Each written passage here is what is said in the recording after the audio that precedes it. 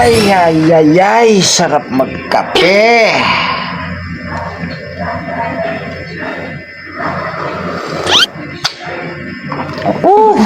Sarap.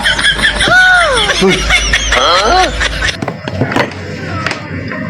Idol, paano ba ang tamang pagkain ng Oreo? Step by step.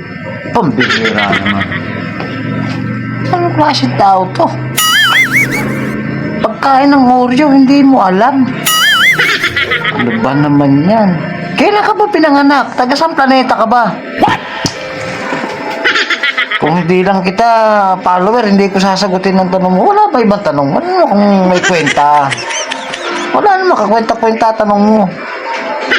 Iba naman.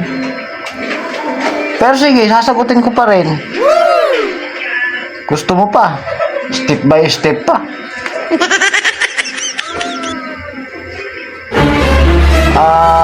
Una, silipin mo yung gitna. Pangalawa, no. Suriin ang hiwa. Pangatlo, ano ba yun? Ibuka mo ng bagya. At pang-apat, ito ang pinaka-exciting sa lahat. Dilaan mo ang gitna at pag lumabas yung puti, namnamin mong mabuti. Kasi nandun yung Hoy. Anong mga puti-puti yan? Anong mga namnamin mo yan? Ano yung didilaan na yan, ha? May comment. Nag-comment lang. Binabasa ko lang. Kung ano yung pinagsasabi mo. Hindi, nag-ano lang eh. May nag-comment lang dito. Ito oh. Ayan oh.